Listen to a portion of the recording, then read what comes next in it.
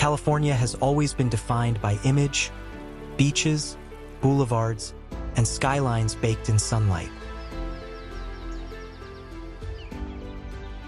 But beyond the camera lens and coastal glow, there's another California. One of lava tubes and fossil beds, of granite lakes hidden behind unmarked trailheads, of abandoned towns, prehistoric carvings, forests that remember fire, and deserts that bloom once every decade.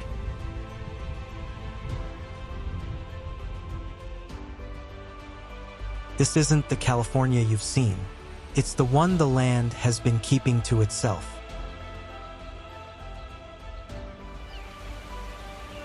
California is the most photographed state in America, and yet much of it remains unknown.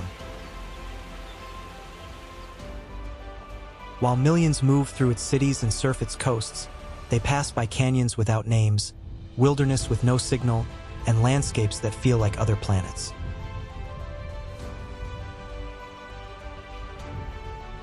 In this journey, we go beyond the landmarks,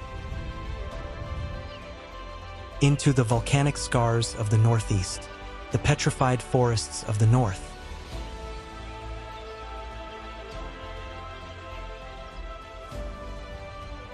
the ghost roads of the Mojave, and the granite wilderness that has outlasted every map.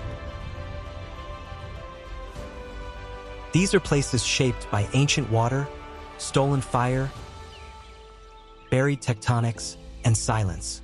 This is unseen California.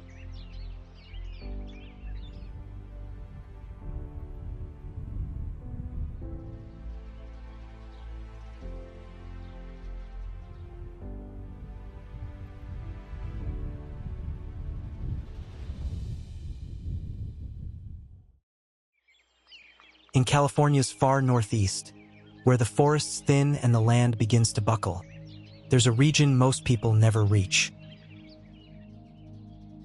A volcanic maze of collapsed tunnels, cinder cones, and underground stillness. This is Lava Bed's National Monument, one of the strangest and most otherworldly landscapes in the state. Here, over 700 lava tube caves run like veins beneath the earth.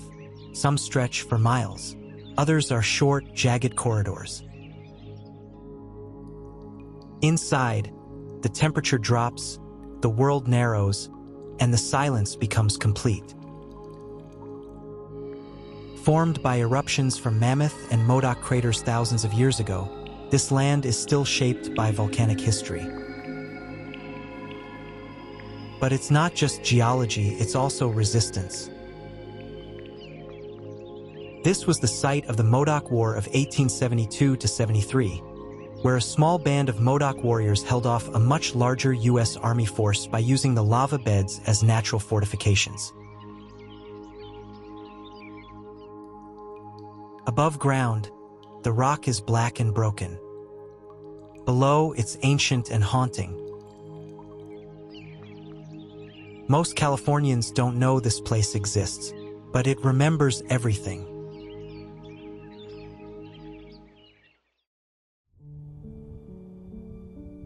Just west of lava beds, hiding behind forested ridges and shallow alpine lakes, lies the Medicine Lake Volcano, a sleeping colossus larger than Mount Shasta, yet known by almost no one.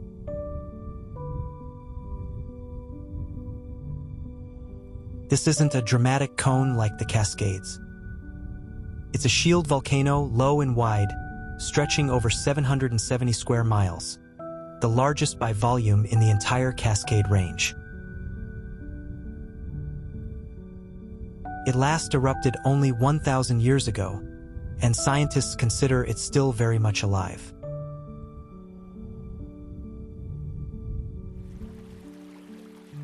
At its summit is Medicine Lake, a high-elevation basin ringed with pine and silence. Below, the land bubbles with geothermal vents, fissures, obsidian flows, and lava domes.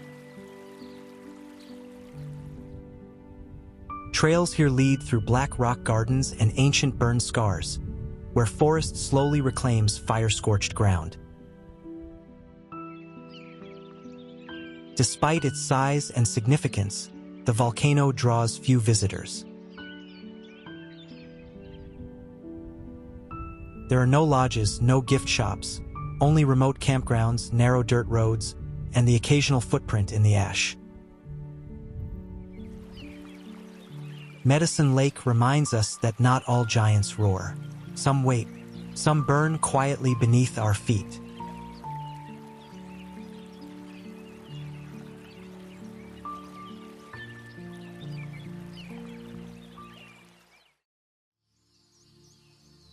In far northern California, where the coastal ranges collide with the spine of the Sierra Nevada, lies a wilderness most have never heard of, and even fewer have seen.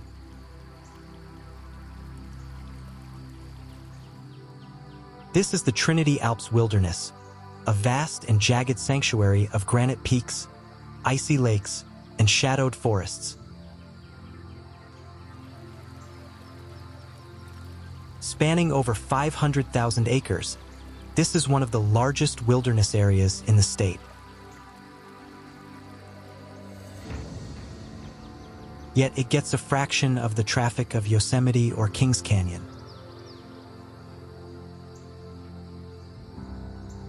Trails wind for miles without footprints. Waterfalls fall unnamed.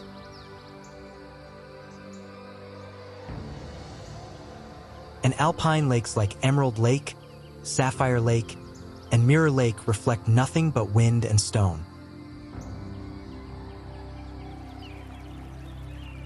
The Trinity Alps are a place of contrasts. Jagged white granite on one side, dark serpentine slopes on the other. Snow-fed streams rush down to join the Trinity River, while old-growth fir and pine frame ridgelines sculpted by ice.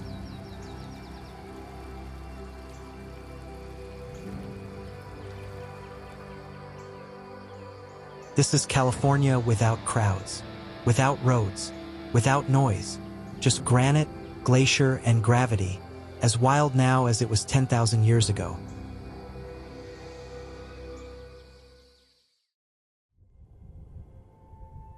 In California's southeastern desert lies a sea that shouldn't exist. Formed by accident in 1905, when a canal breach diverted the Colorado River into the lowlands, the Salton Sea is California's largest lake, and one of its most surreal.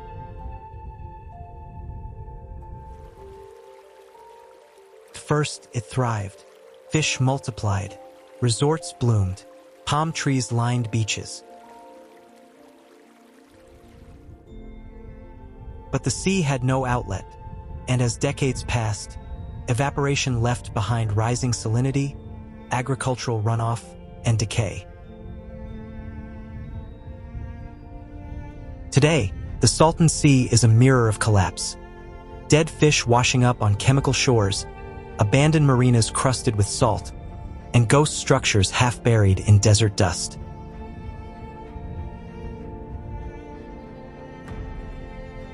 And yet it's beautiful, not in a postcard way, but in a haunting, magnetic sense. Flamingos once waded here. Migratory birds still stop in massive numbers. And artists have turned parts of the area into open-air galleries of ruin and color. The Salton Sea isn't just a lake. It's a warning, a mistake, a sanctuary, and a landscape that asks more questions than it answers.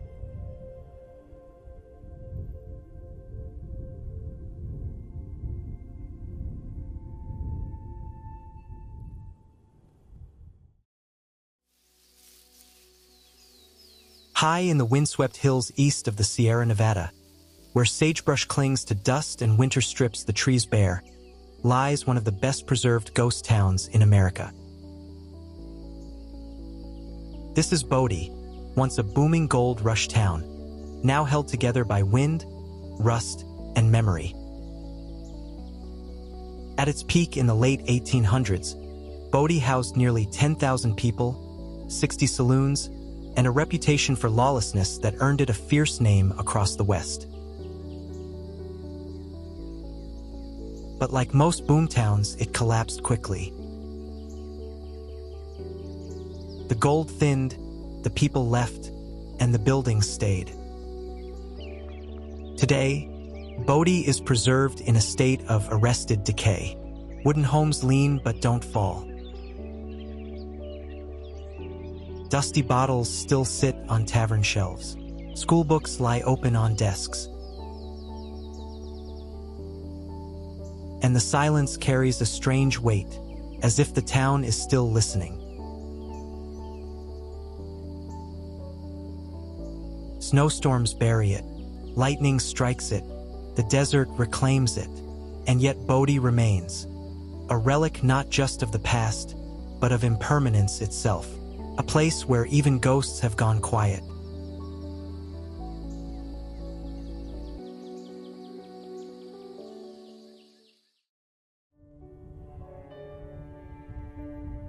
At the edge of the eastern Sierra, where volcanoes sleep and salt flats stretch toward Nevada, lies Mono Lake, a body of water so old and strange, it feels like it belongs on another planet. This is one of the oldest lakes in North America, over 760,000 years old, but it has no outlet.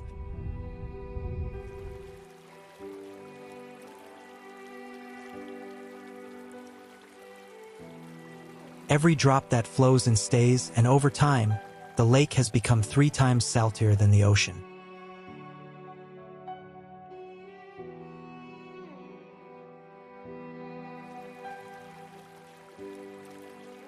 The result?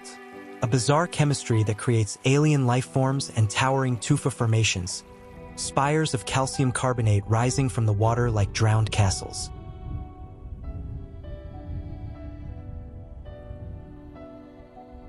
Birds love it. Fish don't exist. Brine shrimp and alkali flies thrive in the millions, feeding one of the largest migratory bird populations on the Pacific Flyway.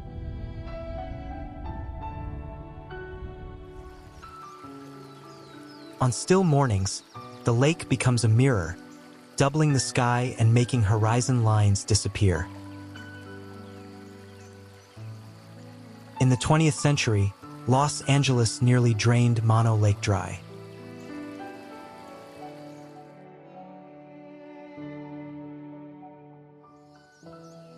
But activism, lawsuits, and environmental work helped save it, proving that even the most forgotten places can have a voice. Mono Lake is ancient, salty, silent, unforgiving, and unlike anywhere else in California.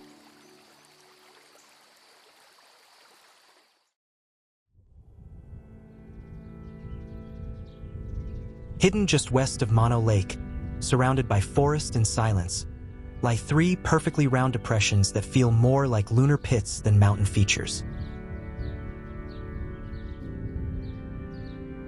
These are the Inyo Craters, volcanic scars formed in an instant, but that will last for thousands of years.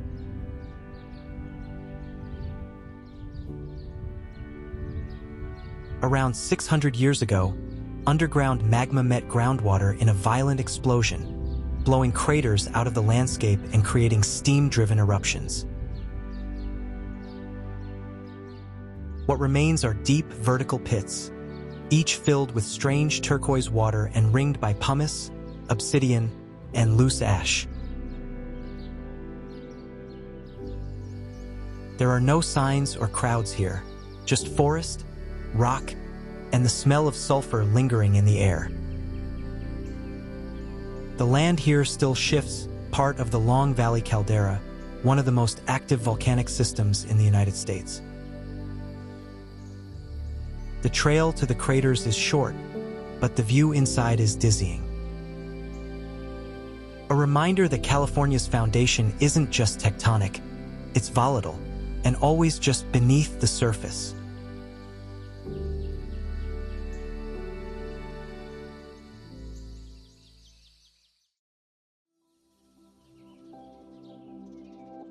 There's a stretch of California's coastline so rugged, so wild, that the state simply gave up trying to pave it. This is the Lost Coast, where mountains plunge straight into the sea and silence rules between the waves. Running through Humboldt and Mendocino counties, the Lost Coast is a place with no highways, few towns, and miles of untouched wilderness.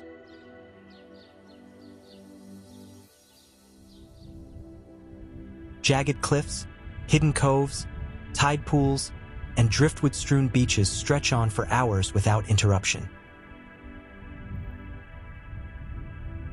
Trails like the Lost Coast Trail cut through wind-scoured hills and fog-draped bluffs, accessible only by foot and only at low tide.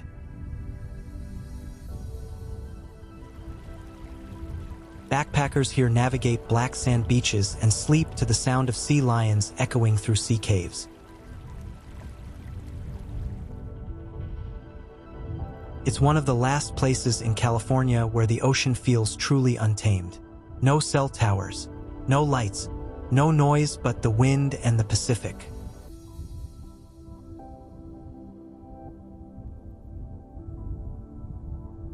The Lost Coast isn't just hard to reach, it's hard to forget. A place where California sheds the crowds and becomes wilderness again.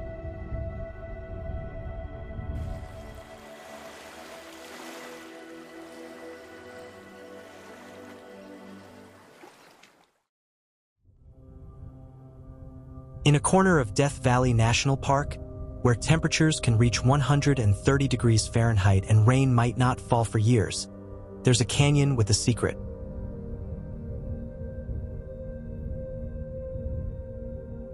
At the end of a sun-blasted wash, through jagged rock and dry gravel, you hear it before you see it.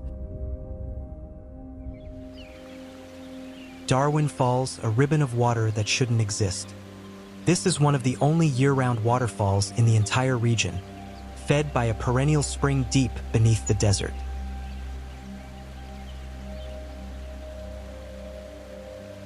A narrow trail leads to it through a dramatic canyon, red rock walls slowly closing in, until suddenly the path turns lush. Reeds, cottonwoods, and dragonflies buzzing above mirror-still pools.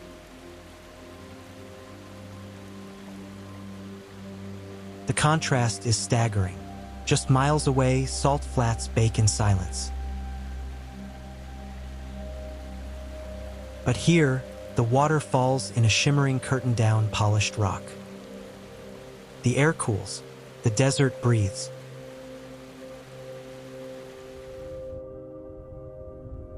There are no signs on the highway, no souvenir stands, just the soft, steady sound of falling water in one of the driest places on Earth. Darwin Falls isn't famous. It isn't big, but in a land defined by absence, it's a miracle you can touch.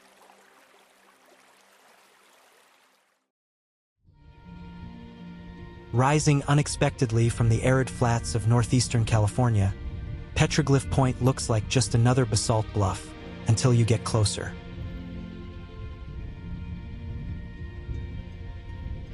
Etched into its surface, sometimes barely visible in the shifting light, are over 5,000 petroglyphs, one of the largest and oldest collections in North America. Carved into the soft volcanic tuff are abstract lines, geometric shapes, and spiritual markings, most made by the Modoc people, inhabitants of this region long before the U.S. ever marked it on a map.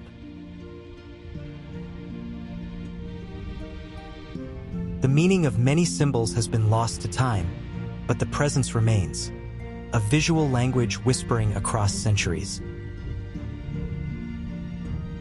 Once, this bluff stood above ancient Tule Lake, and the carvings were likely made from canoes as water lapped against the rock. Today, the lake has receded and silence surrounds the cliff, but the wall still remembers. There are no crowds here, just wind, light, and the feeling that you're standing in front of something sacred, and unseen by almost everyone.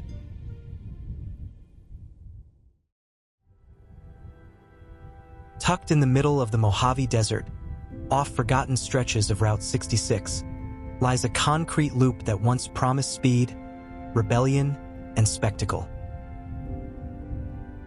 This is the abandoned racetrack of the El Mirage Dry Lake, where hot rods once screamed across salt flats, and now the only thing moving is the wind. In the 1950s and 60s, this flat, open playa drew daredevils and visionaries. Racers built their own cars and broke speed records with no grandstands, no officials, just open land and adrenaline. But like so many pieces of mid-century California, the dream faded. The crowds vanished. The engines went silent. Today, the lakebed remains, cracked, wide, and empty. The ghost of a starting line still visible, tire marks long since erased by dust storms and time. It's not on most maps. There are no billboards or welcome signs. Just the horizon and the lingering echo of a time when movement was everything, and when the Mojave didn't care whether you made it home. High in the White Mountains, above 10,000 feet where wind carves rock and snow lingers into summer, stand trees that have seen the rise and fall of civilizations. This is the ancient Bristlecone pine forest, home to the oldest known living trees on Earth, some over 4,800 years old. Their forms are twisted, growing sideways, stripped of bark, gnarled by storms. But they're not dead. Inside, a slow heartbeat still pulses through the wood, and their roots grip the dolomite soil with ancient strength. The most famous tree here, nicknamed Methuselah, began growing before the pyramids were built. It's not marked to protect it, but others like it line the Shulman Grove and Patriarch Grove, standing in absolute silence beneath endless sky. The wind sounds different here, time feels thicker, and the trees don't grow to impress, they grow to endure. In a state defined by speed and change, the bristlecones are a quiet rebellion, a reminder that stillness can last longer than anything else.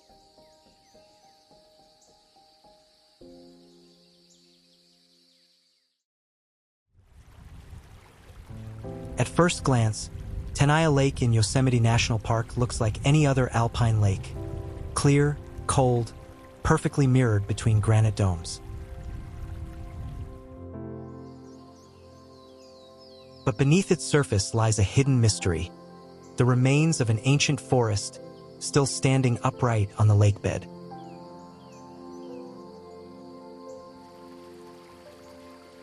Discovered by divers and scientists, these submerged trees were preserved upright in place, their trunks rooted and intact, drowned suddenly during a natural damming event centuries ago.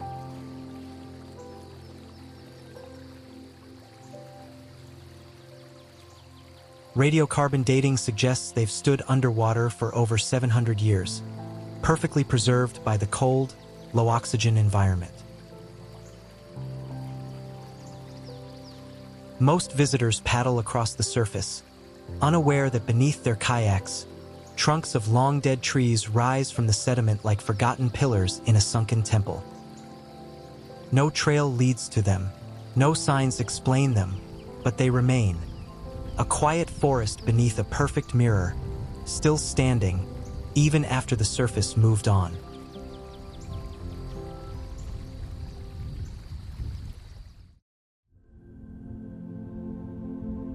In Northern California's Coast Range, surrounded by vineyards and quiet ranches, rises a mountain that watches everything. Mount Konocti towers above Clear Lake, California's largest natural freshwater lake, and one of the oldest lakes in North America. The mountain itself is a composite volcano, part of an active geothermal field that last erupted less than 11,000 years ago. Its flanks are carved with lava domes and hidden caves. Its summit forest is still and quiet, but beneath it, the earth is anything but calm. The region is sacred to the Pomo people, who have lived here for thousands of years. According to their stories, Mount Konocti is a living being, and the lake is a window to another world. Even today, tribal elders speak of spiritual presences that dwell in its waters. Scientists are drawn here too. Clear lake sediment layers go back 500,000 years, preserving ancient pollen, climate data, and evidence of prehistoric fire. It's a living archive of California's deep time.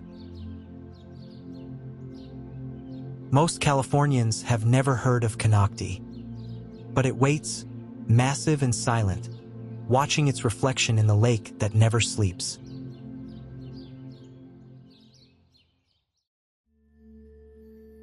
For most of the year, the Carrizo Plain is dry, wind-blown, and empty. A vast grassland tucked between the Temblor and Caliente Mountains, it's often called California's last great native prairie. But in rare years, after just the right amount of winter rain, this barren stretch explodes into color. The event is called a superbloom, and it turns the Carrizo into something mythic, millions of wildflowers carpeting the plain in swaths of gold, purple, and orange.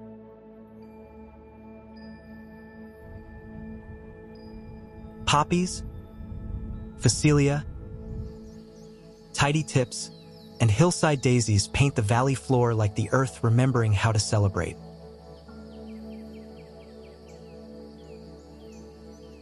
Even without flowers, Carrizo holds wonder. The San Andreas Fault cuts visibly through the valley. Pronghorn and kit fox move across the grasslands. Ancient pictographs left by the Chumash people mark rock shelters in the remote hills. But when the bloom comes, it changes everything. The silence stays, but the land sings in color.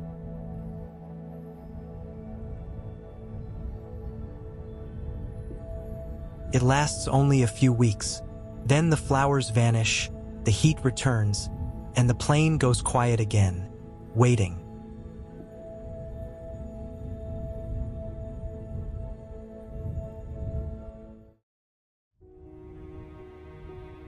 California has always been a state of images.